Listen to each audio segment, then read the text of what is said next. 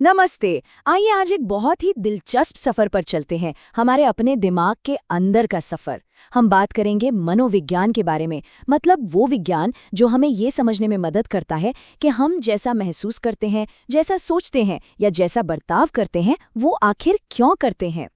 चलिए एक सीधे से सवाल से ही शुरू करते हैं। कभी सोचा है कि हमारे विश्वास, हमारे फैसले और हमारी आदतें ये सब आती कहाँ से हैं? इसी सवाल का जवाब मनोविज्ञान की दुनिया में छिपा है और आज हम इसी की परतें खोलने वाले हैं। तो सवाल उठता है कि मनोविज्ञान आखिर है क्या। इसे ना अपने मन का एक नक्शा समझिए, एक गाइड जो हमें हमारे ही विचारों और भावनाओं की उलझी हुई गलियों में रास्ता दिखाता है। सीधे सीधे कहें तो ये मन का विज्ञान है। मनोवैज्ञानिक ये स्टडी करते हैं कि हमारे विचार, हमारी भावनाएं और हमारा व्यवहार कैसे काम करता है। मकसद ये समझना है कि हमें कौन सी चीज़ें मोटिवेट करती हैं, क्या बातें हमें परेशान करती हैं और किन चीज़ों से हमें खुशी मिलती है। ये सिर्फ समस्याओं के बारे में नहीं है, बल्कि ये समझने के बारे में है कि हम इंसान आखिर काम कैसे करते हैं। अच्छा, हम सबको लगता है कि हमारे फैसले कितने लॉजिकल होते हैं, है ना? पर सच कहूं तो हमारा दिमाग ना अक्सर शॉर्टकट लेता है। इन्हें कहते हैं कॉग्निटिव बाइसेस, और ये हमारी सोच पर इस तरह असर डालते हैं कि हमें पता तक नहीं चलता। इनमें से एक बहुत ही कॉमन बायस है कन्फर्मेशन बायस। इसका सीधा सा मतलब है कि हम उन सबूतों को ज्यादा ढूंढते हैं और पसंद करते हैं जो हमारी सोच से मेल खाते हैं, और जो बातें हमारी सोच के खिलाफ जाती हैं उन्हें हम बड़ी आसानी से नजरअंदाज कर देते हैं। जैसे मान लीजिए कि किसी का ये मानना है कि नीली आंखों वाले लोग ज्यादा होशियार होते हैं। अब होगा क्या कि जब भी वो किसी नीली आंखों वाले को कोई स्मार्ट काम करते देखेंगे तो उनका दिमाग तुरंत कहेगा, देखा, मैं सही था। लेकिन अगर कोई भूरी आंखों वाला इंसान वही काम करेगा तो शायद वो सोचेंगे, अरे ये तो बस एक इत्तेफाक है। बस यही है कन्फर्मेशन बायस।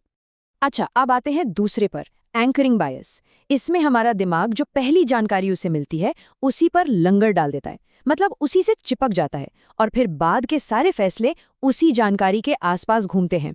इसको ना शॉपिंग के उदाहरण से समझते हैं। बहुत मज़ेदार है। सोचिए, एक चीज़ पर प्राइस टैग लगा है 5,000, जिसको काटकर 2,000 कर दिया गया है। हमें लगता है, वाह क्या ज़बरदस्त डील है।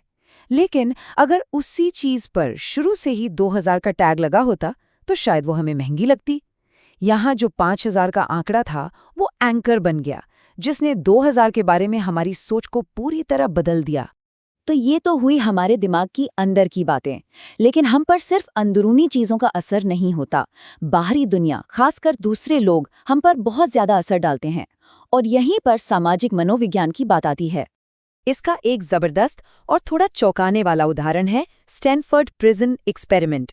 इसमें कुछ बिल्कुल नॉर्मल, हेल्दी कॉलेज स्टूडेंट्स को रैंडम तरीके से गार्ड या कैदी की भूमिकाएं दे दी गईं। किसी को अंदाजा नहीं था कि आगे क्या होने वाला है, और जो नतीजा निकला वो सच में चौंकाने वाला था।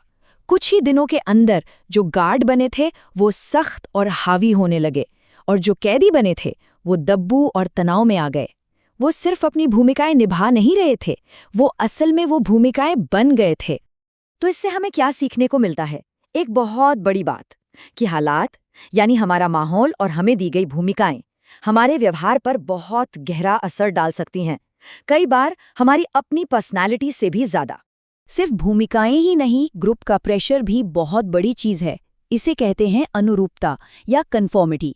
एक एक्सपेरिमेंट में दिखाया गया कि अगर एक ग्रुप के सभी लोग जानबूझकर कोई गलत जवाब दे रहे हैं तो अक्सर अकेला इंसान भी वही गलत जवाब देने लगता है, सिर्फ इसलिए ताकि वो ग्रुप से अलग थलग न दिखे। ग्रुप में फिट होने का ये दबाव बहुत ताकतवर होता है। ठीक है, तो बाहरी दुनिया के असर को समझने के बाद चलिए एक बार फिर से अंदर झांकते हैं। आखिर वो क्या चीजें हैं जो हमें अंदर से चलाती हैं, हमारी भावनाएं और हमारी प्रेरणाएं। देखिए, ये बात समझनी बहुत ज़रूरी है कि हमारा दिमाग और हमारा शरीर ये कोई दो अलग अलग चीज़ें नहीं हैं, ये आपस में जुड़े हुए हैं। अगर कोई लगातार तनाव या चिंता में रहता है तो इसका असर सिर्फ मन पर नहीं पड़ता, बल्कि उसका इम्यून सिस्टम भी कमज़ोर हो सकता है और वो ज़्यादा बीमार पड़ सकता है। और अब एक और बहुत ही दिलचस्प चीज़ के बारे में बात करते हैं, मिरर न्यूरॉन्स। ये हमारे दिमाग में कुछ खास सेल्स होते हैं। जब हम किसी को हंसते हुए देखते हैं तो हमारे दिमाग के वही हिस्से एक्टिव हो जाते हैं जो खुद हंसते समय होते हैं। असल में यही सहानुभूति का आधार है, यानी दूसरों की भावनाओं को महसूस करने की हमारी क्षमता। तो हमें मोटिवेशन कहाँ से मिलता है? अब्राहम मास्लो की एक थ्योरी है, हायरार्की ऑफ नीड्स। वो कहते हैं कि हमारी ज़रूरतें एक पिरामिड की तरह होती हैं।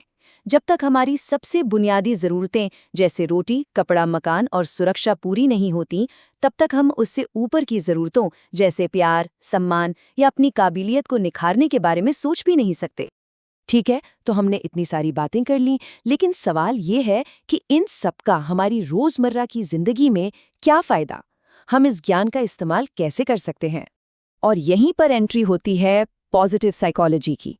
ये मनोविज्ञान की वो ब्रांच है जो सिर्फ समस्याओं को ठीक करने पर फोकस नहीं करती, बल्कि ये पूछती है कि हम एक बेहतर, ज्यादा खुश और संतुष्ट जिंदगी कैसे जी सकते हैं।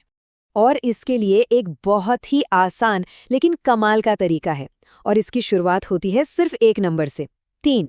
करना बस इतना है, हर दिन कोई 3 ऐसी चीजें लिखने की आदत डालिए जिनके लिए मन में आभार है, शुक्र है। या कुछ भी हो सकता है, एक कप अच्छी चाय, किसी दोस्त से हुई बात या खिड़की से आती धूप। रिसर्च बताती है कि ये छोटी सी आदत हमारी खुशी और सेहत को काफी हद तक बढ़ा सकती है। कृतज्ञता यानी कि ग्रैटिट्यूड सच में काम करती है। तो घूम फिरकर मनोविज्ञान का असली मकसद यही है। ये हमें खुद को बेहतर ढंग से समझने में मदद करता है। हमारी ताकत क्या है, हमारी कमजोरियां क्या हैं। ये हमें वो टूल्स देता है जिससे हम अपने मानसिक स्वास्थ्य को बेहतर बना सकें और आखिरकार खुद का एक बेहतर वर्जन बन सकें। तो अब जब हमारे पास ये नक्शा है और कुछ रास्ते भी दिख रहे हैं, तो सवाल ये उठता है कि हम अपने मन के किस हिस्से की खोज सबसे पहले करें। ये सफर हम सबका है,